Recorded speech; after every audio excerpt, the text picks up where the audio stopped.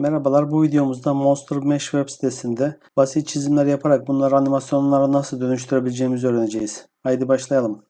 monstermesh.zone web sitesine girdikten sonra yeni bir file oluşturabilirsiniz. Öncelikle biz Draw bölümünde, çizim bölümündeyiz. Herhangi bir obje, nesneyi çizelim.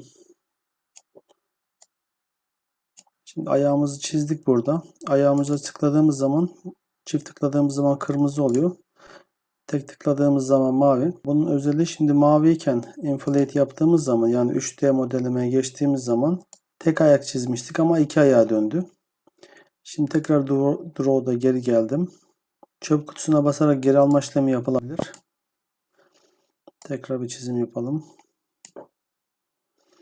Çift tıkladım, şimdi kırmızı oldu. Inflate. Görüldüğü gibi ayakların giriş bağlantı kısımları birazcık fark ediyor. Rotate modunu açtığım zaman da döndürebilirim ve her alandan bunu görebilirim. Tekrar bastığım zaman da artık şu an kilitlenmiş oldu. Şimdi Animate kısmına geçelim. Animate'e bastıktan sonra artık burada kayıt bölümü var. Kayıt bölümüne bastıktan sonra yaptığımız hareketler kaydedilecek. Öncelikle noktaları belirlememiz gerekiyor. Mesela ayak buradan mı yoksa buradan mı hareket ettireceğiz? Yani bu şekilde. İstediğiniz bir noktayı tıklayıp delete tuşuyla silebilirsiniz. Şuradan tekrar geri alıyorum. Ayak şimdi yukarıdan hareket ediyor. Yani onu sileyim mesela. Şuraya koyayım. Bu sefer de buradan. Yine iki tane oldu. Şuradan. Evet, biz yukarıdan yapalım. Şimdi şuraya bastım. Ve şimdi aşağıdan hareket ettireceğim. Kayıt tuşuna basıyorum. Şu anda yapacağım işlemler kaydedilecek.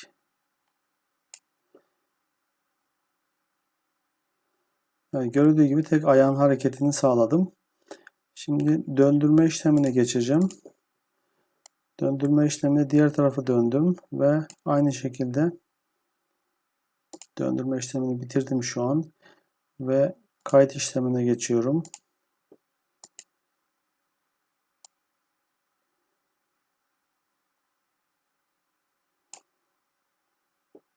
Kontrol edelim. Evet. Şimdi ben tekrar eskisi gibi döndüreceğim, eski haline. Herhangi bir durumda tekrar Draw bölümüne geçip çizim yapmaya devam edilebilir. Hatta burada bazı kısımlar düzeltmek isteniyorsa Redraw'la yeniden çizim yapılabilir. Şöyle bir kuyruk yapayım buraya. Evet. Inflate tekrar bakalım.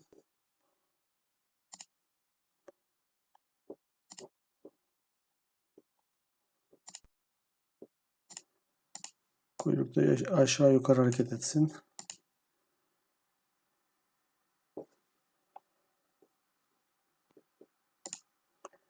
İkinci bir nesne daha çizmek istiyorum buraya.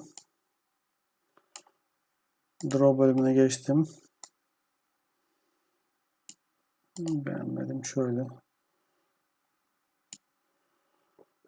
Gene olmadı.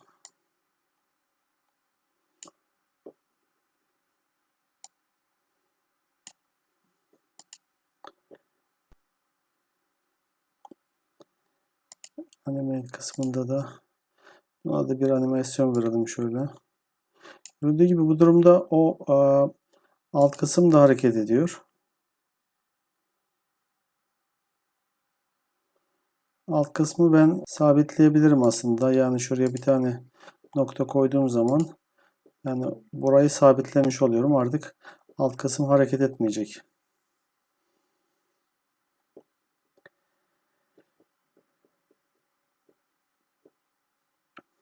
Görüldüğü gibi çok kısa zamanda bu şekilde karakterler oluşturup animasyonlar verilebiliyor. Help kısmında ayrıntılı açıklamalar var.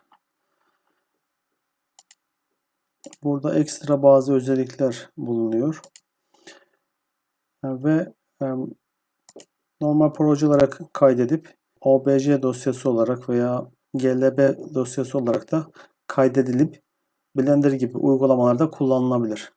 İşte bu kadar. Bu videomda Monster Mesh uygulamasını sizlere tanıtmak istedim. Eğer videom size faydalı olduysa kanalıma abone olup videomu beğenerek bildirim zilini açmayı unutmayın.